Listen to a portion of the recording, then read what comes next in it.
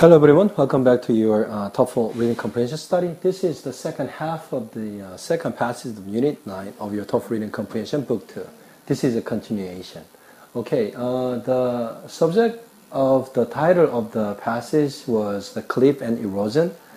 I think, let's continue. Let's continue to cover the rest of the passage and let's find out more about erosion and weathering. All right? So let me read the passage up until the end once more, and then I will get into the contents and the written style of this English passage, all right? A type of cliff formed by the movement of a geologic fault or a landslide is called a scarp. Most cliffs have a talus slope at their bases. These are usually exposed to jumbles of fallen rock in arid areas or under high cliffs. A soil slope may obscure the talus in areas with more water in the air. Waterfalls and rock shelters also occur as features on cliffs. A cliff sometimes peters out at the end of a ridge. This might leave T-tables or other types of rock columns behind. A cliff does not have to be exactly vertical to be classified as such. So there can be some ambiguity about whether a slope is actually a cliff or not. There are unique cliffs to be found all over the world. The highest cliff is said to be the east face of Great Triangle. It exists in the Karakoram Mountains of northern Pakistan and is about 1,340 meters high. Kalaupapa, Hawaii is home to the highest sea cliffs. These measure 1,010 meters high. Mount Thor on Baffin Island in Arctic Canada is the highest vertical drop at 1,370 meters in total. It has the longest purely vertical drop on Earth, which is 1,250 meters. Okay, how was it? I think it elaborates more about the cliff and the examples. So I think it was helping us a lot for understanding the material in a clearer way. Okay, so let's get into its sentence and written style. Okay, first sentence: a type of cliff formed by the movement of a geologic fault or landslide. 여기까지가 주어져, 그죠? 이까지가 is called 무엇으로 불리운답니다. A scarp. 무엇이 scarp라고 불리운답니다. 그죠? 무엇이 scarp라고 불리운답니까? 자, a type of cliff, 어떤 절벽의 한 형태가 scarp라고 불리운답니다. 자, 어떤 형태입니까? Which is formed by the movement of a geologic fault or a landslide. 무슨 말입니까? 지질학적 균열이나 혹은 랜슬라이드는 뭡니까? 산사태 같은 거죠, 그죠? 이렇게 그 경사면에 있는 흙들이 무너져 내리는 것을 랜슬라이드라고 합니다. 그래서 지질학적 균열이나 산사태와 같은 산사태의 움직임에 의해서 형성이 된 어떤 절벽의 한 종류를 스칼프라고 부른답니다. 그죠? 자, 그래서 스칼프라는 것은 여러분 위에서 설명된 이런 내용을 그대로 나타내는 어떤 전문적인 단어이기 때문에 여러분들이 굳이 스칼프가 어떤 거라고 한국말로 매칭시켜서 외울 필요는 제가 보기에는 없습니다. 스칼프라는 거는 여기 설명이 나와 있는 그대로입니다. Which is a type of cliff actually formed by the movement of a geologic fault or landslide. 하지만 geologic fault나 landslide와 같은 단어는 외워야 됩니다. 그래서 지질학적 균열이나 어떤 산사태의 움직임에 의해서 형성이 된 절벽의 한 종류가 스칼프입니다. 그죠? Most cliffs have a talus slope at their bases. 자, 대부분의 그 절벽들은 무엇을 가지고 있답니다. 무엇을 가지고 있답니까?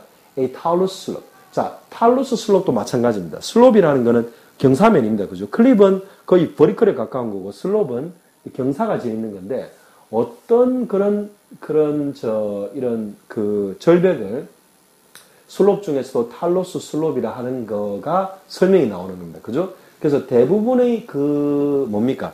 절벽들은 가지고 있는데, at their bases 은 뭡니까? 그 밑단에, 그 클리프의 밑단 부분에, 자, 클립이 있으면, 클립이 땅과 만나는 그 밑단 부분을 말하는 겁니다. 여기에 탈루스 슬롭이라는 어떤 그런 경사면의 형태를 가지고 있다는 말입니다. 그래서 탈루스 슬롭이라는 건 어떤 슬롭의 한 형태다 생각하시면 됩니다. 아시겠죠? 굳이 이름을 우리나라 말로 매칭시켜서 외울 필요는 없습니다.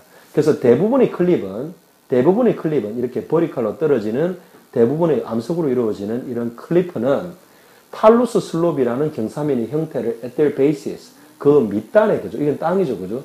그 밑단에 가지고 있다는 말입니다. These are usually exposed jumbles of fallen rock in arid areas or under high cliffs. 자, 무슨 말입니까? 이때 these는 뭐죠? 자, 대부분의 절벽을 말하는 거겠죠, 그죠? 자, 대부분의 절벽은 are usually exposed. 자, 그래서 어디에 노출되어 있다? 그러한 형태가 노출되어 있다 이 말입니다. 그죠? 대부분 노출되어 있답니다. 어디에? Jumbles of fallen rock. 그래서 요 밑단에 요 위에서 떨어진 그런 jumbles, 그러면 막 뒤엉켜 있는 그런 것들을 말합니다. 그죠? 그래서 떨어진 돌멩이의 전불로 이루어져 있다 이 말입니다. 알겠죠? 그죠? 그래서 대부분의 클리버의 밑단에는 jumbles of fallen rocks가 있고 어디에서 주로? In arid areas or under high cliffs. 아주 높은 절벽 밑단이나 in arid areas, 아주 건조한 그런 지역에서의 그런 클리프의 밑단에는 뭐가 있답니까? Exposed jumbles of fallen rock. 그죠? 노출되어 있는, 그죠? These are exposed. 그죠? 그래서 대부분의 그 절벽들이 노출되어 있는데 무엇으로 노출되어 있답니까? Jumbles of fallen rock. 그래서 뒤엉켜 있는 그런 떨어져 있는 큰 암석들로 이루어져 있답니다. A soil slope may obscure the talus in areas with more water in the air. 그래서 여러분, 이 탈루스 슬롭이라고 위에서 떨어진 어떤 암석으로 이루어져가 있는 이런 것들로 뒤엉켜져가 이루어져 있는 이런 어떤 밑단 부분인데, soil slope. 그래서 fallen rock이 아니라 흙으로 덮여 있는 이러한 경사면은 may obscure 한다는 것은 분명치가 않고 뭔가 불분명하게 보이거나 보이는 것들을 obscure라고 합니다. 보이게 하는 겁니다. 그죠? 그래서 불분명하게 보이게 할 것이랍니다. 무엇을? The talus in areas with more water in the air. 그래서 이런 돌들이 흙으로 덮여 있는 그런 경사면은 그 경사면 자체가 탈루스 슬롭이라는 것을 어림짐작할 수 없게 헷갈리게 할지 모른다 이 말입니다. 어디에서 그런 소일 슬롭이 탈루스 슬롭을 그렇게 드러나게 보이게 하지 않을 수 있겠습니까? In areas with more water in the air. 공기 중에 더 많은 물기가 있는 곳에서는 흙으로 된 슬롭이 탈루스 슬롭을 애매하게 보이게 할지도 모른다 이 말입니다. 그죠? Again, I told you in the last video clip that I'm not a geologist who is an expert about the cliff and the base of the cliff, which is usually composed as a talus slope, which is also composed by the jumbles of the fallen rocks in arid areas or on the high cliffs. 그죠? 그래서 이건 여러분, 우리가 take it as an English, passage to study English written style. Alright? 그래서 있는 그대로 해석합시다. 자, second paragraph 가겠습니다. Waterfalls and rock shelters also occur as features on cliffs. 자, 그래서 이런 절벽이 있으면 또 어떤 것들이 생겨나요? Waterfalls. 자, 그 절벽 위에 물이 흐르면 이게 당연히 물이 떨어지겠죠, 그죠? 그렇게 되면 어떻게 됩니까? Waterfalls. 폭포가 되는 거죠, 그죠? And rock shelters. Rock shelters는 뭡니까, 여러분? 암석으로 이루어진 동굴 같은 걸 rock shelters라고 합니다, 그죠? 그래서 밑단에 있을 수도 있고 영화 같은 데 보면 중간에도 갑자기 굴 같은 게 있죠, 그죠? 그래서 이런 것들이 또한 생겨날 수 있답니다. 무엇으로? As features on cliffs. 절벽의 어떤 그런 특색들로 생겨날 수 있답니다. A cliff sometimes peters out at the end of a ridge. 나옵니다. 그죠? 그래서 그 절벽은 간혹 peters out 한다는 게 무슨 말입니까? 이게 예를 들어서 산 꼭대기 쪽이라면 산 능성이 이렇게 시작되는, 마루가 시작되는 곳에서 이 클립이 어떻게 됩니까? peters out 한다는 거는 이렇게 깎아지는 절벽이 완만해지는 걸 peters out 한다는 겁니다. 그죠? 그래서 절벽이 간혹 완만해진답니다. 어디서? At the end of a ridge. 이 능성의 끝에서, 능성이 시작되는 부분에서 그 절벽에 깎아지는 듯한 그 verticalness가 can peter out. 그게 완화될 수 있답니다. 아시겠죠? 그죠? This might leave T-tables or other types of rock columns behind. 자, 이것도 역시 전문적인 내용들인데 이것은 뭡니까?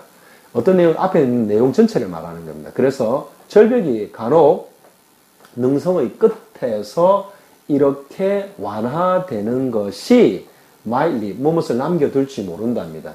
tea tables or other types of rock columns behind. 그 뒤쪽에 어떤 그런 tea table 하면 뭡니까? 여러분 뭐 티를 먹을 때 쓰는 테이블, 조그마한 협탁 같은 걸 말하는 거죠, 그죠? 고래 생긴 거 혹은 other types of rock column. rock column 그러면 어떤 암석으로 이루어진 그런 기둥 같은 걸 말하는 거죠. 이런 것의 다른 종류들을 남겨둘지도 모른다. 어디에 뒤에 남겨둘지도 모른다. 요런데 그죠? 어떤 그런 rock column 같이 기둥 같이 탁탁 꽂히거나 어떤 그런 뭐 티테이블의 모양을 한 그런 돌멩이들의 형태를 이렇게 그 절벽 자체가 완화될 때, 그죠? 능성을 만나서 절벽의 깎인 듯한 수직의 그런 형태가 완화될 때 이러한 돌들의 모양을 남길지도 모른다 이런 말입니다. 그죠? A cliff does not have to be exactly vertical to be classified as such. 자, 또 다른 내용이 나오는데 절벽은 does not have to be 뭐뭐실 필요는 없답니다. 어떨 필요는 없다. Be exactly vertical. 아주 정확하게 수직일 필요는 없답니다. 뭐 하기 위해서? To be classified as such. 그렇게 분류되기 위해서 정확하게. 어떻게? 그렇게가 무슨 말입니까? 절벽으로 분류되기 위해서 이 말입니다. 그죠? 정확하게 수직일 필요는 없답니다. So, 그래서 there can be some ambiguity about whether a slope is actually a cliff or not. 그러한 이유로 되려 there can be 뭐뭇이 있을 수 있다. 그죠? Some ambiguity. Some ambiguity가 무슨 말입니까? 어떤 적당한 정도의 불분명성이 있을 수도 있다 이 말입니다. 무엇에 관해서? About whether a slope is actually a cliff or not. 그죠? 자, 종속절이 숨어 있습니다. 전치사의 목적이 되는 명사절이죠. 그죠? 절벽이 실제로 절벽인지 아닌지에 관해서 어떤 불분명성이 있답니다. 왜? 절벽이 꼭 수직이어야 절벽으로 분류되는 건 아니기 때문에 그렇답니다. 알겠죠? 그죠?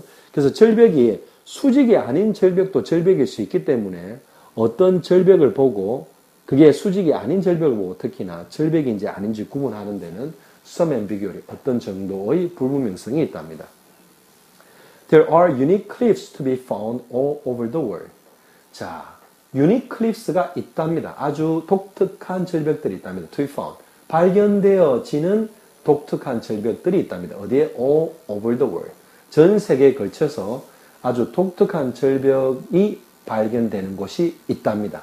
The highest cliff is said to be the east face of Great Triangle. 자, 가장 높은 절벽은 어디에 있다고 일컬어진답니다. 어디에 있다고? The east face of Great Triangle. 자, 저도 Great Triangle가 어딘지는 모르겠는데 여기의 동쪽을 바라보는 면 쪽에 그게 있답니다. 그죠? It exists in the Karakoram Mountains of northern Pakistan and is about 1,340 meters high. 자, 이게 나옵니다. 그죠? It is 뭐겠습니까? The highest cliff을 말하는 거겠죠? 그것이 존재한답니다. 어디에? In the Karakoram Mountains of northern Pakistan. 북파키스탄의 카라코람 산들에서 존재한답니다. 그죠? And it is about 1,340 meters high. 그것이 1340m 정도랍니다. 높이가.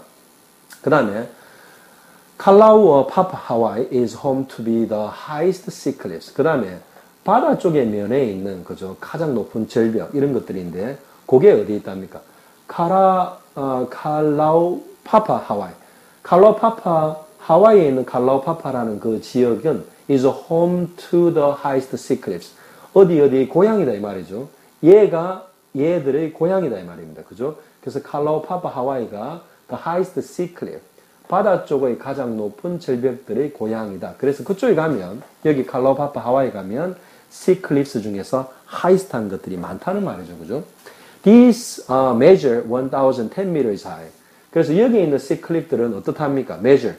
측정된다. 이 말은 그만큼 높다. 이 말입니다. 1,010 meters high. 그 높이가 1,010m나 된답니다. 그죠? Mount Tower on Baffin Island in Arctic Canada is the highest vertical drop at 1,370 meters in total.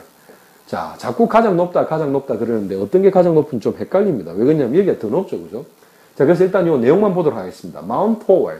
산 이름이 토어랍니다. 그죠? 어디에 있다? On Baffin Island in Arctic Canada.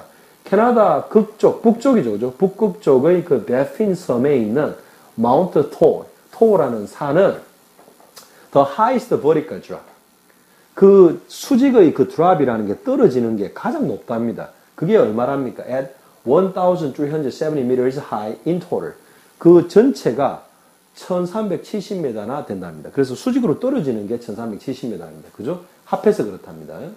In total이라는 게 무슨 말인지 정확하게는 잘 모르겠습니다. 이것만 봐가지고는. It has the longest purely vertical drop on Earth, which is 1,250 meters. 자, 이때에서는 역시나 마운트 호에 있는 그 highest vertical drop을 말하는 거겠죠, 그죠?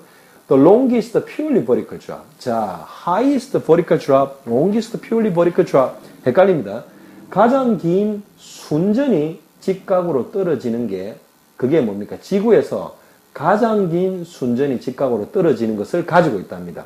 앞에서 이야기한 무엇이 그 마운트 호에 있는 그 클립이 그죠? 그게 얼마나 높답니까? 1,250 meters high. 그게 1,250m입니다. 아시겠죠, 그죠? Okay, so you don't have to be again geologist. You don't have to be a geographist. So you don't have to understand everything in detail and in clear way, so that you can study this passage. That's no way. The only thing, the most important thing you have to prioritize in terms of studying this passage is that you have to get yourself familiar with the sentence structure and sentence types of this written passage, all right? So the understanding the content is secondary, okay? So try not to too much, overburden yourself, not understanding all the contents in this passage. I don't have all the clear understanding about the contents either, all right? So why don't you go over the passage again and see whether you can understand the material as if I did the analyzing for you, all right? And see how much you could have understand the material, how much you could have understood the material through the course during the class, all right? Okay, on my next video clip, I'll continue to cover the last unit of your TOEFL Reading Comprehension Book 2, which will be Unit 10, all right? So we finally got to the last unit of the whole book, all right? So I'll be seeing you on my next video clip with the first passage of the Unit 10 of your TOEFL Reading Comprehension Book 2. Until then, so long.